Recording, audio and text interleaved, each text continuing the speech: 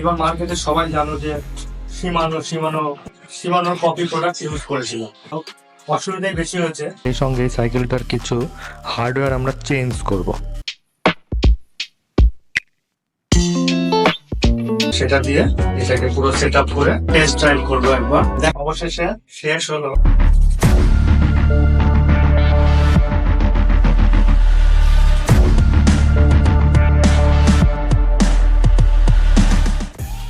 এই কিছুদিন আগে আমরা আমাদের বাইসাইকেল নিয়ে পুরুলিয়া থেকে একটা ছোট্ট ট্রিপ করে ফিরলাম।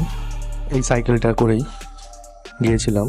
আর ট্রিপ করে ফিরে আসার পর সাইকেলটাকে মোটামুটিভাবে একটু মুছে দিয়েছিলাম, ধুলোবালিগুলো ওয়াশ করা হয়নি, তা সেইভাবেই পড়েছিল, আর কোথাও সাইকেলটা নিয়ে বেরো হওয়া হয়নি। তা আজকে এই সাইকেলটা একটুখানি ওয়াশ করব, জল দিয়ে শ্যাম্পু দিয়ে একটু ধুয়ে নেব সাইকেলটা, এবং সেই সঙ্গে সাইকেলটার কিছু হার্ডওয়্যার আমরা চেঞ্জ করব। স্টক হার্ডওয়্যারের থেকে ইতিমধ্যেই আমি 4টে জিনিস আগেই পাল্টে ফেলেছি।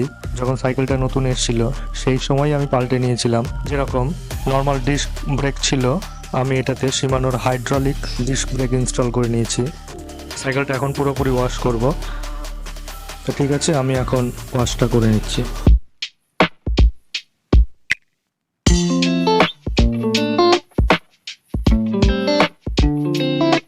নোংরাগুলো খুব বেশি হয় এখানে, শ্যাম্পু জলটা যাতে একটু ভালো করে ভেতরে ঢুকতে পারে সেই একটু বেশি বেশি করে দিয়ে দিলাম। এখন শ্যাম্পু জল দিয়ে ধুয়ে পরে ক্লিন জল দিয়ে ওয়াশ করতে হবে। দেখো ঘরের মধ্যে উলু উঠে গেছে, মেঝে ফুটো করে উলু উঠে পড়েছে। চেন টেনগুলো সব, ডিটেলারগুলো সব চেঞ্জ, চেনের ঘাটগুলো চেঞ্জ হয়ে গেছে সব।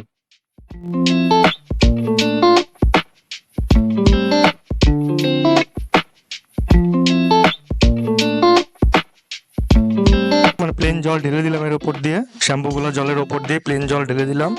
অনেক শুকনো কাপড় দিয়ে আগে একটু মুছে নেবো, তারপর একটুখানি হাওয়া দিয়ে সাইকেলগুলোকে শুকিয়ে নেবো, সমস্ত পার্টসগুলোকে এক এক করে শুকিয়ে নেবো।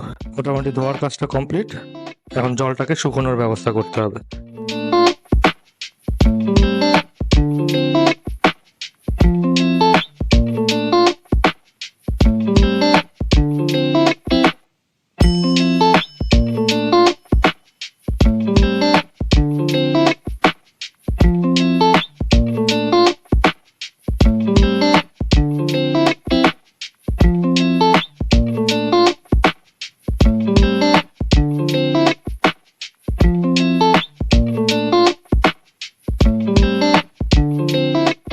চেন খোলা হবে কারণ আমি চেনটাকে চেঞ্জ করে ফেলবো। স্টক চেন এসেছিল এটা কেএমসির, আমি এগুলো সব চেঞ্জ করে শিমানোর ইনস্টল করব।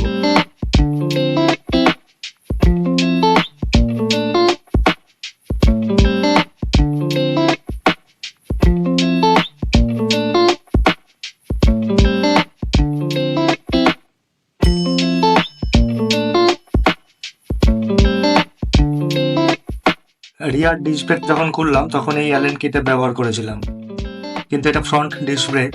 এখানে কিন্তু আমি অ্যালেন কি ব্যবহার করছি না, কারণ অ্যালেন কি দিয়ে ট্রাই করার সময়, যেটা এখানে ভিডিওতে দেওয়া নেই, ওটা অ্যালেন কিটা আমার খারাপ ছিল, যে কারণে এই বোল্টের মাথাগুলো সবকটা নষ্ট হয়ে গেছে।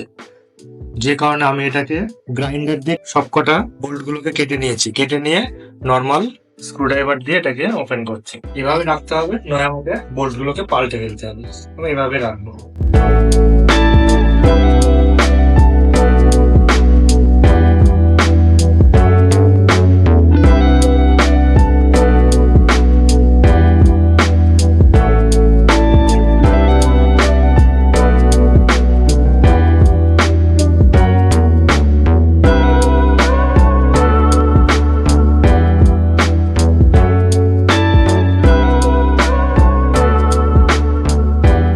দেখলে আমি আমার এই সাইকেল থেকে স্টক যে পার্টস গুলো ছিল সেগুলো আমি খুলে নিলাম। 8 স্পিড ক্যাসেট ছিল, এটাকে খুলে নিয়েছি। রিয়ার ডিরেইলার টার্নি টিএক্স এবং ফ্রন্ট ডিরেইলার টার্নি, যেটা স্টক সাইকেলের সঙ্গে আসতো, সেই দুটোকে আমি খুলে নিয়েছি। এবং চেইন সেট যেটা ছিল চেইন, সেটাও খুলেছি।